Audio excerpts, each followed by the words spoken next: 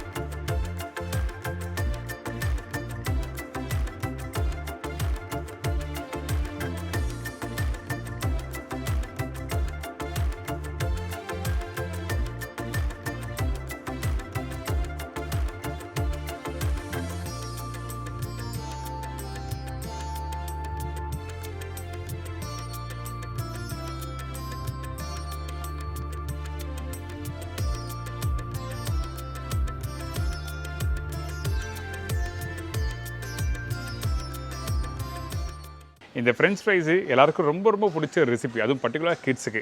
நம்ம வீட்டில் இருக்க குழந்தைங்க ஹோட்டல் போனாலும் இப்போ கேட்பாங்க, பீச்சுக்கு போனாலும் கேட்பாங்க, தேட்டருக்கு போனாலும் கேட்பாங்க. ஸோ எங்கே போனாலும் கண்டிப்பாக கேட்குற ரெசிபி இந்த ரெசிபி. ஏன் இந்த ரெசிபி நம்ம சேனலில் போனக்கூடா சொல்லிட்டு நான் இன்றைக்கி பண்ணியிருக்கேன். கிறிஸ்பியாக எப்படி முறுமுறு பண்ணுறது, அதுக்கு என்னென்ன பண்ணணும், எப்படி ப்ராசஸ் பண்ணணும், எப்படி கட் பண்ணணும், எப்படி ஃப்ரை பண்ணணும், டபுள் ஃப்ரை பண்ணணுமா இல்லை பாயில் பண்ணணுமா, எப்படி சொல்லிட்டு தெளிவாக விளக்கமாக வீடியோவில் கொடுத்துருக்கேன். கண்டிப்பாக ட்ரை பண்ணி பாருங்கள். இதோட டொமேட்டோ கெச்சப்.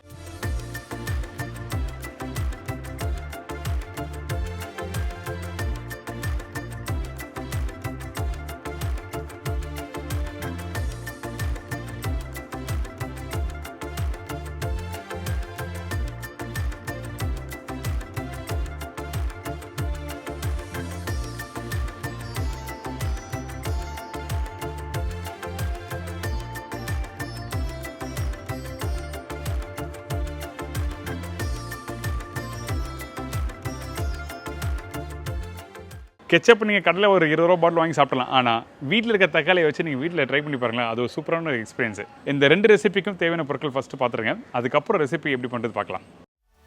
ஃப்ரெஞ்ச் ஃப்ரைஸ் தேவையான பொருட்கள்: chips potato 1/2 kilo, chilli powder சிறிதளவு, கொத்தமல்லி சிறிதளவு, உப்பு தேவையான அளவு, ஆயில் ஃப்ரை பண்ணுறதுக்கு தேவையான அளவு. இதாங்க இந்த ரெசிபிக்கு தேவையான பொருட்கள். ஃபஸ்ட்டு நம்ம என்ன பண்ணுறோம் கேட்டிங்கன்னா, இந்த ஃப்ரெஞ்ச் ஃப்ரைஸ் பண்ணுறதுக்கு எந்த உருளைக்கிழங்கு யூஸ் பண்ணுறது ரொம்ப இம்பார்ட்டன்ட். நீங்கள் நார்மலாக யூஸ் பண்ணுற உருளைக்கிழங்கு பண்ணால் உங்களுக்கு நல்லா கிறிஸ்பியாக வராது. அதனால் நீங்கள் சிப்ஸ் உருளைக்கிழங்கு தான் இந்த ரெசிபிக்கு யூஸ் பண்ணணும். நிறைய பேர் வந்து நார்மல் உருளைக்கிழங்கு யூஸ் பண்ணலாம் சொல்லுவாங்க. ஆனால் ஃப்ரை பண்ணி முடித்த அடுத்த 2 செகண்ட்லேயே சாகி ஆகிடும். அதுக்கப்புறம் ஃப்ரெஞ்ச் ஃப்ரை சாப்பிட்ற அந்த பிரோஜனமே இருக்காது. அதாவது நல்லா கிறிஸ்பியாக இருக்காதுன்னு சொல்ல வரேன். இப்போ இந்த உருளைக்கிழங்கு எங்கே கிடைக்கும் கேட்டிங்கன்னா, உங்கள் வீட்டு பக்கத்தில் இருக்க காய்கறி கடை, கொஞ்சம் பெரிய கடையாக இருந்தாலும் சொல்லி வச்சிங்கன்னா மறுநாள் வாங்கி தருவாங்க. அப்படி இல்லைன்னா சிப்ஸ் பண்ணுறாங்க பார்த்தீங்கன்னா, அந்த கடையில் போய்ட்டு நீங்கள் பர்டிகுலராக கேட்டிங்கன்னா கண்டிப்பாக அந்த கடையில் இருக்கும். நீங்கள் 1 கிலோவோ 1/2 கிலோ சொல்லி நீங்கள் ரிக்வஸ்ட் பண்ணி கேட்டிங்கன்னா கண்டிப்பாக தருவாங்க. நீங்கள் வேணால் வீட்டில் ட்ரை பண்ணி பாருங்கள். கண்டிப்பாக ஒரு எக்ஸ்பீரியன்ஸ் கிடைக்கும். நல்லா கிறிஸ்பியாக முறுமுறு கிடைக்கும். இப்போ எப்படி கட் பண்ணுறது ஃபஸ்ட்டு நம்ம பார்த்துடலாம். இப்போ இந்த கிழங்கு வந்து நல்லா பீல் பண்ணி வாஷ் பண்ணி எடுத்து வச்சுருக்கேன். இதை ஸ்லைஸ் பண்ணுறோம். கொஞ்சம் திக்கான ஸ்லைஸ் பண்ணுங்கள். உங்களுக்கு ஃப்ரெஞ்ச் ஃப்ரைஸோட சைஸ் என்னன்னு தெரியும். உங்களுக்கு பார்த்துருப்பீங்க, நிறைய பேர் கடையில் வாங்கியிருப்பீங்க. ஸோ அதுக்கேற்ற மாதிரி இந்த மாதிரி ஸ்லைஸ் பண்ணுறது. இந்த ஸ்லைஸ் பண்ணி முடித்த பிறகு நம்ம என்ன பண்ணுறோம் கேட்டிங்கன்னா, எல்லா ஸ்லைஸும் ஒன்றா வச்சு அதுக்கப்புறம் ஃபிங்கர் சைஸில் கட் பண்ணுறோம். இதுக்கு பேர் தான் பேட்டன். அதாவது ஃபிங்கர் சைஸில் கட் பண்ணுறதுக்கு பேர் என்ன? பேட்டன். இதெல்லாம் காலேஜ் படிக்கும்போது எனக்கு சொல்லி தந்த விஷயம். அதனால தான் எனக்கு தெரிஞ்ச விஷயத்தை உங்களுக்கு நான் ஷேர் பண்ணுறேன். இப்போ நான் 2வது உருளைக்கிழங்கு கட் பண்ணுறேன். அதை பாருங்கள். சைடில் இருக்க ட்ரிம்மிங்ஸில் கட் பண்ணுறோம். எதுக்காக இந்த மாதிரி ட்ரிம்மிங்ஸ் கட் பண்ணிவிட்டு நான் கட் பண்ண போகிறேன்னு கேட்டிங்கன்னா, உங்களுக்கு ப்ராப்பரான ஷேப் வேணும். உங்களுக்கு கட் பண்ணும்போது கரெக்டான அந்த ஃபிங்கர் சைஸில் வரணும்னு வச்சிங்கன்னா, அந்த டைமில் இந்த மாதிரி சைடில் இருக்க ட்ரிம்மிங்ஸில் கட் பண்ணிவிட்டு அதுக்கப்புறம் இந்த மாதிரி கட் பண்ணும்போது ஈஸியாக இருக்கும். உங்கள் வீட்டில் ட்ரை பண்ணி பாருங்கள். எது கம்ஃபர்டபுளாக இருக்கோ அதுக்கேற்ற மாதிரி நீங்கள் மாற்றிக்கலாம்.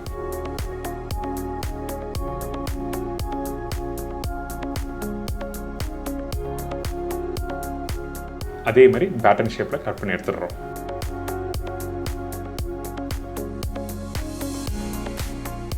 இப்போ உங்களுக்கு தெரிஞ்சிருக்கும் எப்படி கட் பண்ணணும்னு சொல்லிட்டு. கட் பண்ணி முடித்த உடனே நீங்கள் தண்ணியில் போட்டுருங்க. தண்ணியில் போட்டு 2 வாட்டி அலசிட்டு திருப்பி கோல்டு வாட்டரை போட்டு வச்சிடணும். கோல்டு வாட்டர்னா நார்மல் ரூம் டெம்பரேச்சர் வாட்டரில் யூஸ் பண்ண சொல்ல வரேன். எதுக்காக சொல்கிறேன்னு கேட்டிங்கன்னா, நீங்கள் கட் பண்ணி வச்சுருக்க அந்த உருளைக்கிழங்கு கலர் மாறதுக்கு வாய்ப்பு இருக்குது. அதனால் இந்த மாதிரி தண்ணியில் போட்டு வச்சிடணும்.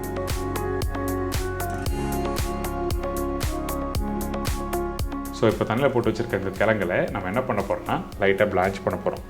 அடுத்தது எப்படி பிளான்ச் பண்ணுறது பார்க்கலாம். இந்த மாதிரி கொதிக்கிற தண்ணியில் நம்ம கட் பண்ணி வச்சிருக்க உருளைக்கிழங்கு போட்டிருக்கோம். இந்த கிழங்கு வேக வைக்கிற பக்குவம் என்ன கேட்டினா கரெக்டாக 50% அளவுக்கு வெந்திருக்கணும். 40 to 50% சொல்லுவாங்க. நீங்கள் 50% அளவுக்கு நீங்கள் வேக வச்சிருக்கலாம்.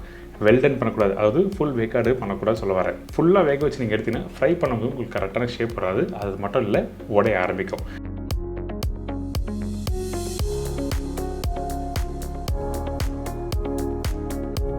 எடுத்த பிறகு நம்ம என்ன பண்ணுறோம் கேட்டிங்கன்னா இதை அப்படியே இன்னொரு பிளேட்டில் வச்சு ஆற வைக்க போகிறோம். அதுக்கு பிறகு தான் ஃப்ரை பண்ணுவோம். அதுக்கு முன்னாடி இந்த கிழங்கை பாருங்கள், உடச்சா இந்த மாதிரி இருக்கணும். இப்போ நம்ம என்ன பண்ணுறோம், குக் பண்ண உருளைக்கிழங்கு, அதாவது ஆஃப் டன் பண்ண உருளைக்கிழங்கை இந்த மாதிரி தட்டில் போட்டு நல்லா சூடு ஆகட்டும். முடிஞ்சால் ஃபேன் போட்டு விட்ருங்க, ட்ரை ஆகட்டும். அதுக்கு பிறகு ஃப்ரை பண்ண ஆரம்பிக்கலாம். ஏன் கேட்டிங்கன்னா நீங்கள் எண்ணெயில் போட்டோடனே மேலே படுறதுக்கு வாய்ப்பு இருக்குது ஈரத்தோட போட்டால். அதனால தான் ட்ரை ஆகட்டும். அதே டைமில் எண்ணெய் நல்லா சூடாகணும். இந்த இடத்துல உருளைக்கிழங்கு போட்டால் நல்லா ஃப்ரை ஆகணும். அதனால் கரெக்டாக வேகட்டும் சொல்லி விட்டுருங்க.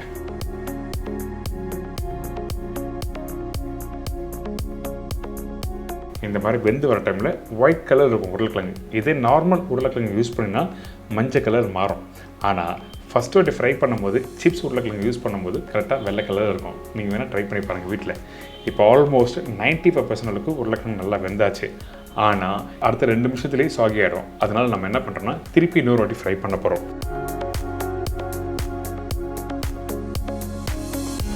ஃபஸ்ட் வாட்டி ஃப்ரை பண்ண உடனே ஒரு 10 நிமிஷம் ரெஸ்ட் விட்டுருங்க. திருப்பி எண்ணெய் சூடான பிறகு திருப்பி செகண்ட் டைம் போட்டு நீங்கள் ஃப்ரை பண்ணி எடுத்தீங்கன்னா நல்லா கிறிஸ்பியாக கலரும் வரும்.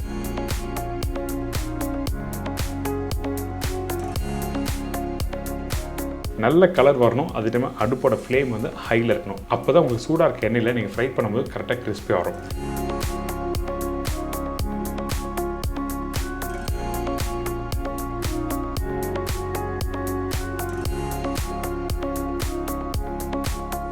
இப்போ ஒரு சூப்பரான ஃப்ரெஞ்ச் ஃப்ரைஸ் எப்படி பண்ணுறது எல்லாம் தெரிஞ்சிருக்கும். கண்டிப்பாக ட்ரை பண்ணி பாருங்கள். ரொம்ப சிம்பிள் தான். ஆனால் ஸ்டெப் பை ஸ்டெப்பாக என்ன பண்ணணும்னு சொல்லிட்டு புரிஞ்சுட்டு நீங்கள் பண்ணுங்கள். அதே டைமில் எந்த உருளைக்கிழங்கு யூஸ் பண்ணணும்னு சொல்லிட்டு பண்ணிங்கன்னா ரொம்ப நல்லாயிருக்கும்.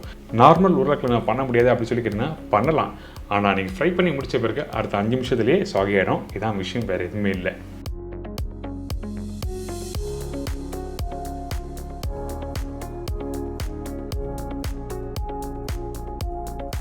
இப்போ ரெடியான உருளைக்கிழங்குல நம்ம என்ன பண்ணுறோம், கொஞ்சம் சீசனிங் போட போகிறோம். உங்களுக்கு பிடிச்ச மாதிரி சில்லி பவுடர் இல்லை ஒயிட் பெப்பர் பவுடர், ஈவன் நீங்கள் சாட் மசாலா போட்டுக்கலாம். அது உங்களோட ஆப்ஷன். உங்களுக்கு என்ன மாதிரி வேணும், ஸ்பைசஸ் வேணும்னு கேட்டிங்கன்னா அதுக்கேற்ற மாதிரி நீங்கள் மாற்றிக்கிங்க. நான் வந்து கொஞ்சம் லைட்டாக சில்லி பவுடர் போட்டிருக்கேன். கொஞ்சம் உப்பு, கொஞ்சம் கொத்தமல்லி போட்டு ஜஸ்ட் லைட்டாக டாஸ் பண்ணிட்டு அதுக்கப்புறம் சாப்பிட்டேன். ஏன்னா எனக்கு எப்போவும் ஃப்ரெஞ்ச் ஃப்ரைஸ் சாப்பிடும்போது கொஞ்சம் லைட்டாக அந்த காரம் இருந்ததை பிடிக்கும். அதனால தான் இந்த மெத்தடில் பண்ணியிருக்கேன். நார்மலாக பண்ணும்போது ஒயிட் பெப்பர் அதுக்கப்புறம் சால்ட்டு போடுவாங்க.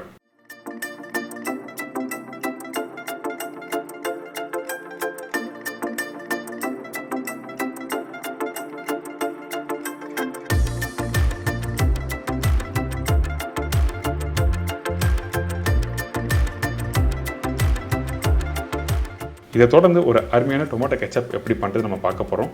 இப்போ அந்த ரெசிபிக்கு தேவையான பொருட்கள் பார்த்தலாமா? டொமேட்டோ கெச்சப் தேவையான பொருட்கள்: தக்காளி 1.25 கிலோ, சர்க்கரை 2 table spoon, vinegar 3 table spoon, உப்பு தேவையான அளவு, கடுகு powder 2 table spoon, white pepper powder 1/4 teaspoon, dry basil powder 1/2 teaspoon, garlic powder 1/2 teaspoon, லவங்கம் 2 நம்பர். இதாங்க இந்த ரெசிபிக்கு தேவையான பொருட்கள். இந்த டொமேட்டோ கெச்சப் பண்ணுறதுக்கு ரொம்ப இம்பார்ட்டன்ட், தக்காளி நல்லா பழமாக இருக்கணும். அந்த தக்காளி எடுத்து அதுக்கப்புறம் கட் பண்ணி எப்படி ப்ராசஸ் பண்ணி நம்ம பண்ண போகிறோம்னு சொல்லிட்டு ஸ்டெப் பை ஸ்டெப்பாக பார்க்கலாம். இப்போ நம்ம எப்படி பண்ணுறோம் பார்த்தீங்கன்னா, இப்போ நம்மக்கிட்ட இருக்க இந்த தக்காளி நான் என்ன பண்ணுறேன் கேட்டேன்னா, பின்பகுதி அதாவது ப்ளஸ் போட்டு வச்சுருக்கேன். முன்பகுதி அதாவது கண் பகுதி சொல்லுவாங்க, அந்த கண் வந்து நான் ஸ்கூப் பண்ணி எடுத்துருக்கோம். எதுக்காக இந்த மாதிரி பண்ணுறேன் கேட்டேன்னா, தக்காளி பிளான்ச் பண்ணி எடுத்த பிறகு அந்த மேலோட்டமாக இருக்க ஸ்கின் எடுக்கிறதுக்கு ஈஸியாக இருக்கும். அடுத்து நம்ம என்ன பண்ணுறோம் கேட்டிங்கன்னா, இந்த தக்காளி கொதிக்கிற தண்ணியில் போடுறோம். எவ்வளோ நேரம் குக் பண்ண கேட்டிங்கன்னா, குறைஞ்சபட்சம் ஒரு 2லேருந்து 3 நிமிஷம் கரெக்டாக பிளான்ச் பண்ணி எடுத்துருங்க. இப்போ பாருங்கள், தக்காளி இந்த ஸ்டேஜில் எடுத்திங்கன்னா மேலே இருக்க தோலை பீல் பண்ண முடியாது. அதனால் கரெக்டாக 3 நிமிஷம் கழிச்சு பார்த்தீங்கன்னா இந்த மாதிரி தக்காளி மேலே சுருங்கின மாதிரி இருக்கும் தோல். இந்த தோலை அப்படியே எடுத்த பிறகு மிக்சியில் போட்டு அரைக்க போகிறோம். இந்த அரைக்கிற பக்குவம் என்ன கேட்டிங்கன்னா 90% அளவுக்கு அரைச்சிருக்கணும்.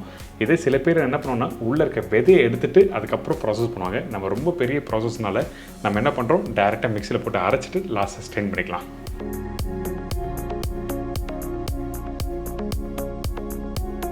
இப்போ அரைக்கிற பக்கம் நான் சொல்லிட்டேன், 85 to 90% அளவுக்கு அரைச்சா மட்டுமே போதும். ரொம்ப ஃபைன் பேஸ்ட்டாக அரைக்க வேண்டியதில்லை. அடுத்து நம்ம என்ன பண்ணுறோன்னா கடாயில் போட்டிருக்கோம். நீங்கள் யூஸ் பண்ணும்போது பாத்திரம் கொஞ்சம் பெரிய பாத்திரமாக இருக்கணும். ஏன் கேட்டிங்கன்னா இந்த தக்காளி பேஸ்ட் வந்து கொதிக்க மேலே பட ஆரம்பிக்கும். அதனால் கொஞ்சம் பெரிய பாத்திரமாக இருந்தாலும் குக் பண்ணுறதுக்கு ஈஸியாக இருக்கும். இப்போ தக்காளி போட்ட பிறகு நம்ம என்ன பண்ணுறோன்னா 2 டம்ளர், அதாவது மீடியம் சைஸ் டம்ளரில் தண்ணி எடுத்து இதில் ஊற்றிருக்கோம். அதுக்கு பிறகு இதில் சர்க்கரை போட்டிருக்கேன், கடுகு பவுடர். இந்த மஸ்டர்ட் பவுடர் எங்கே கிடைக்குன்னு கேட்டிங்கன்னா கண்டிப்பாக சூப்பர் மார்க்கெட் போனால் கண்டிப்பாக கிடைக்கும். இதுக்கு பிறகு பூண்டு பவுடர். முழு பூண்டு யூஸ் பண்ணலாமா அப்படின்னா முழு பூண்டு யூஸ் பண்ணலாம். ஆனால் கார்லிக் பவுடர் போட்டினா உங்களுக்கு அந்த ஃப்ளேவர்ஸ் நல்லா எடுத்து கொடுக்கும். அதனால் கார்லிக் பவுடர் யூஸ் பண்ணியிருக்கேன். இதுக்கு பிறகு உப்பு, white pepper, try basil powder போட்டிருக்கோம். ஆக்சுவலாக பார்த்தீங்கன்னா செலரி பவுடர் போடணும். மார்க்கெட்டில் கிடைக்காதுன்னா ட்ரை பேசில் பவுடர் போட்டிருக்கேன். எதுனா ட்ரை ஹர்ப்ஸோட ஃப்ளேவர் இருந்தால் நல்லாயிருக்கும். அதனால தான் ட்ரை பேசில் பவுடர். இதுக்கு பிறகு லவங்கம் போட்டிருக்கோம். இந்த லவங்கம்லாம் எதுக்காக போட்டிருக்கீங்க கேட்டிங்கன்னா லவங்கம் ஃப்ளேவர் கொடுக்கும். அதே டைமில் மற்ற பவுடர் எல்லாமே சீசனிங் கொடுக்கும். இதுக்கு பிறகு வினிகர் போட்டு நல்லா குக் பண்ணுங்கள். இப்போ குக் பண்ணுற பக்குவம் என்ன கேட்டிங்கன்னா ஸ்லோ ஃப்ளேமில் குறைஞ்சபட்சம் ஒரு 2லேருந்து 3 மணி நேரம் டைம் எடுக்கும். நீங்கள் யூஸ் பண்ணுற குவான்டிட்டி பொறுத்து அந்த டைமிங் மாறும், குக் பண்ணுற டைம் மாறும். அதனால தான் உங்களுக்கு நான் சொல்லியிருக்கேன், கரெக்டாக புரிஞ்சுட்டு நீங்கள் பண்ணுங்கள். இப்போது இந்த தக்காளி நல்லா வெந்து வந்த பிறகு இந்த மாதிரி கெட்டியான டெக்ஸ்சர் வரும். அதுக்கு பிறகு நம்ம என்ன பண்ணுறோன்னா ஸ்டெயினில் வச்சு நம்ம ஸ்டெயின் பண்ணுறோம். எதனால் ஸ்டெயின் பண்ணுறதுன்னா இந்த தக்காளியில் இருக்க விதை எல்லாமே ஸ்டெயின் பண்ணி எடுத்தால் ஒரு ஸ்மூத்தான பேஸ்ட் கிடைக்கும்.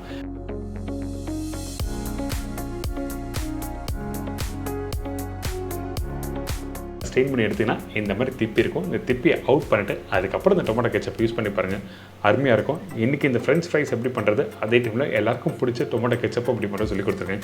கண்டிப்பாக ட்ரை பண்ணுங்கள், மறக்காமல் ஃபீட்பேக் கொடுங்க. ரொம்ப பெரிய ப்ராசஸாக இருந்தாலும் ஆனால் அழகான ரெசிபி சொல்லி கொடுத்துருக்கேன், என்ஜாய் பண்ணுங்கள். எனக்கு இப்போ எல்லாம் தெரிஞ்சிருக்கும் அந்த ஃப்ரெஞ்ச் ஃப்ரைஸும் டொமேட்டோ கெச்சப் எப்படி பண்ணுறது. கண்டிப்பாக உங்கள் வீட்டு கிச்சனில் ட்ரை பண்ணுங்கள், மறக்காமல் ஃபீட்பேக் கொடுங்க. இதே மாதிரி நாளைக்கு இன்னொரு சூப்பரான ரெசிபி சந்திக்கிறேன். நன்றி, வணக்கம். சி பாய், டேக் கேர்.